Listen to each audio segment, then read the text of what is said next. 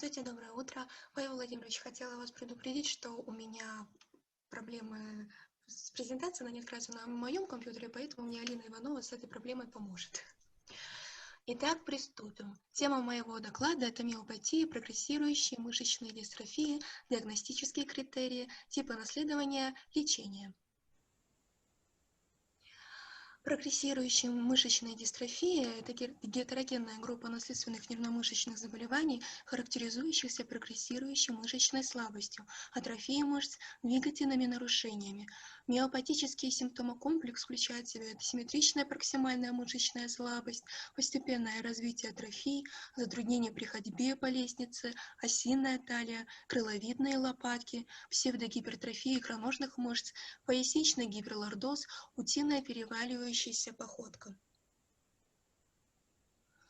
Диагностические критерии включают в себя анамнез, неврологическое обследование, результаты электрофизиологического тестирования, определение креатинфосфокиназы в механическом анализе крови, морфологическое иммунохимическое исследование образцов мышечной ткани, генетическое консультирование и анализ ДНК. Типы наследования бывают их цепленные мышечные дистрофии, аутосомно-рецессивные и аутосомно-доминантные формы. Лечение. В первую очередь это прием глюкокортикостероидов, своевременная глюкокортикостероидная терапия на ранних стадиях задерживает прогрессирование мышечных атрофий, увеличивает мышечную силу и функциональное состояние пациента. Прием агонистов B2-адренорецепторов в нескольких рандомизированных исследованиях показан положительный эффект на мышечную силу, но не на течение заболевания. Также это прием кардиотропных препаратов, генотерапевтические подходы. По поводу немедикаментозных методов, это посильная физическая активность, то есть не рекомендуется лежать постоянно, надо заниматься физической активностью, физиотерапевтические процедуры, массаж. При начальных проявлениях контрактуры, трекции сухожилий – это фиксация конечности в положении достигнутой коррекции контрактуры суставов. Это шины, валики для профилактики контрактур. Фиксация конечности в физиологическом положении на ночь с использованием туторов. Спасибо за внимание.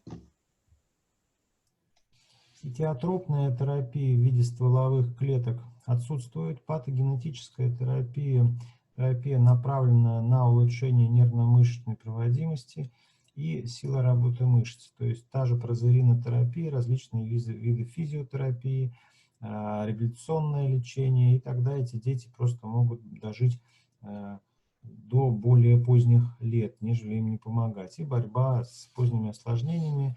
Когда наступает кифоскелетическая деформация позвоночника, здесь присоединяются травматологи-ортопеды, которые проводят реконструктивные операции на позвоночнике, потому что в этом случае у деток сдавливается грудная клетка и изменяется жизненная емкость легких и кардиогенный выброс, и изменяется давление в полой вене.